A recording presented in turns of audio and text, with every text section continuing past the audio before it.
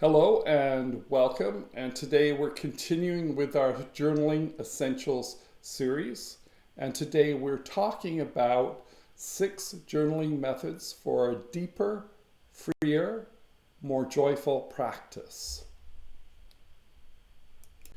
My name is Nick Grimshaw. If you haven't met me before, I'm a teacher, I'm a coach, a writer, a speaker, and I am the creator of Beautiful Summer Mornings almost 20 years ago. And I help people rediscover their full potential. What I want you to get out of this particular video is the idea that there's no one right way to journal. So if you do a Google search for best journaling methods, if you've ever done that, you've been overwhelmed by the information from just that one phrase.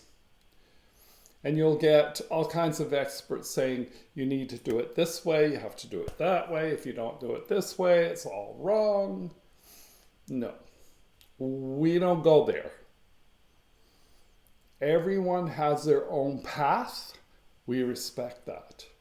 We'll give you some of the options that are available to you that might work for you, or one idea work better than the other, especially if you're new to journaling. So Matt Ragland says there is no one right way to journal, only the way that helps you grow. And that's what we're interested in today. Not the methods and the details. It's what works best for you so that you grow. The 6 core journaling methods we're talking about here are morning pages, gratitude journaling, prompt-based journaling, bullet journaling, digital journaling, and finally visual journaling. So what are they? Morning pages is a way of clearing the clutter from your mind. It was originally developed in a book called Artist's Way by Julian Cameron. And she says, once we get those muddy, maddening, confusing thoughts on the page, we face our day with clearer eyes. And her method basically is 3 pages, that's it, 3 pages of stream of consciousness writing. Just going for 3 pages. Another type of journal is gratitude journaling, probably the most popular. Martin Schlechtman, who is the founder of positive psychology, created a really good journaling method, which I use every day. It's called Write Down 3 Things That Went Well and Why. So what went well, why? And I use a slight variation on that. Every morning I do this exercise in the morning just before I start my day. And I sit down and I ask myself, what went well yesterday? And there are all kinds of variations you could use and a little reason why. Simple. Prompt-based journaling, it's really what it sounds.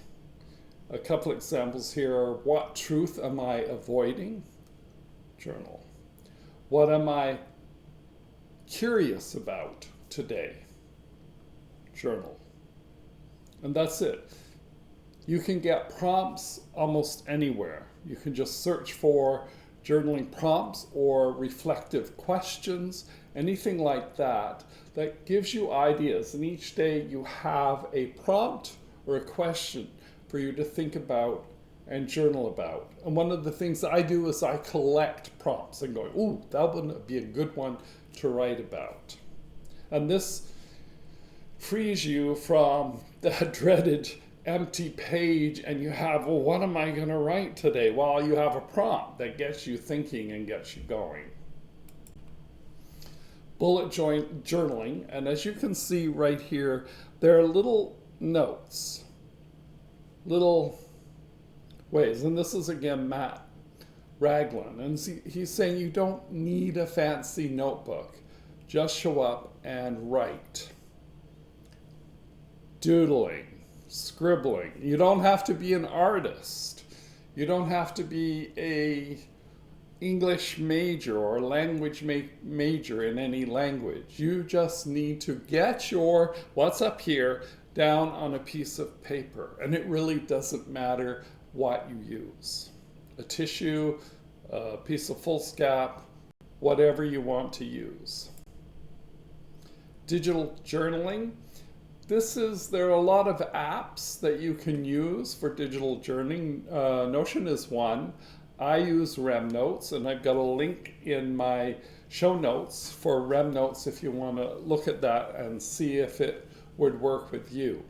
I use digital journaling along with physical journaling. I've been journaling for a long time, so I've adopted a lot of different methods as I learned what was working for me. And that's the idea for you too, you're going to evolve.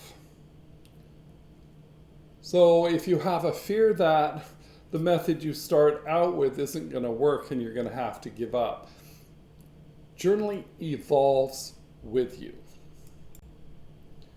Visual journaling.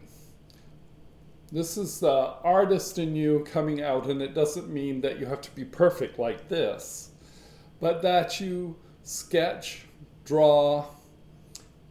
One of the advantages of drawing is perspective.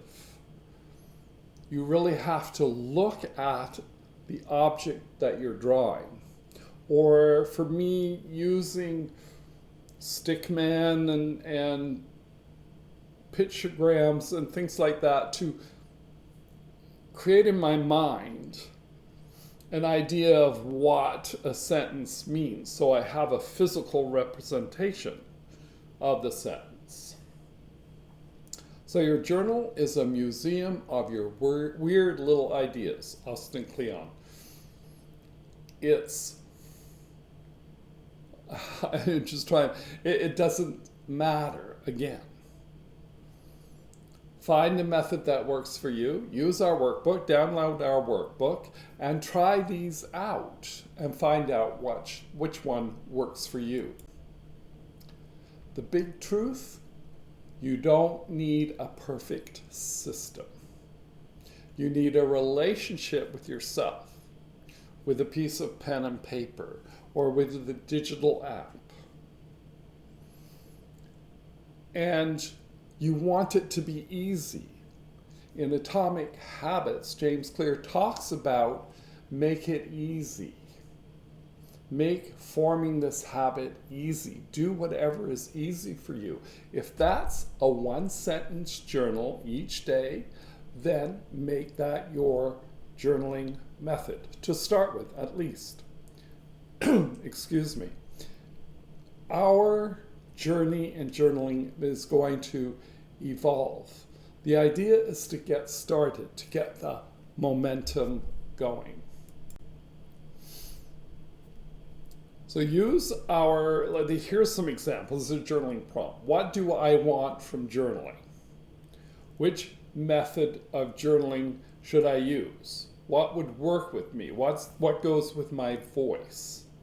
So in the workbook that goes with this video and with the blog post, and you'll have a link to the blog post as well, excuse me, you get to apply each method to help you decide. And you don't have to stick with one of them. One of the biggest eye-opening things for me, because I have a collection of journals from way back, and then I was watching Brian Johnson do a presentation on Journaling 101, I believe it was, and he used a blank legal-sized piece of paper. He had a whole mythology of doing his journaling, and then he just threw the paper away. You don't even have to keep it. That's entirely up to you. No rules, no regulations, nothing that you have to do. So if you're listening to somebody tell you you have to do it this way, don't listen. Do it the way that is the most comfortable for you. And when you do that, that is when you'll find success journaling. So your journaling practice doesn't need to be impressive. It doesn't have to be neat and tidy.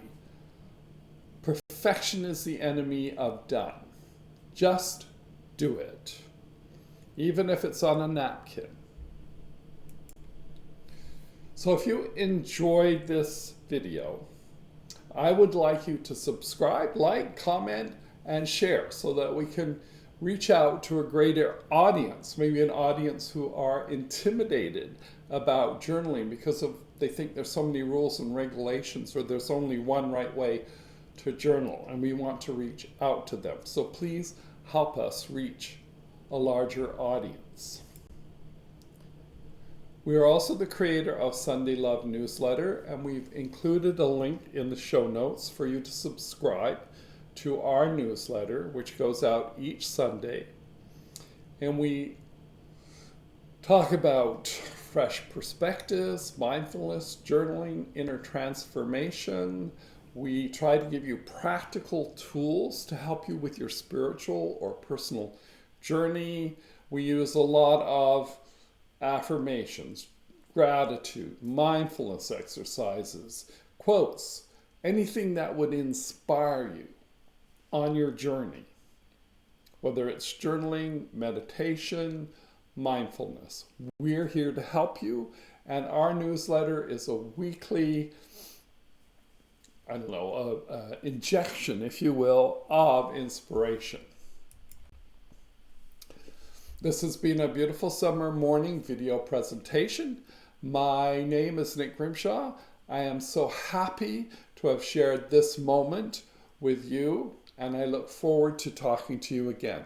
Have a beautiful day.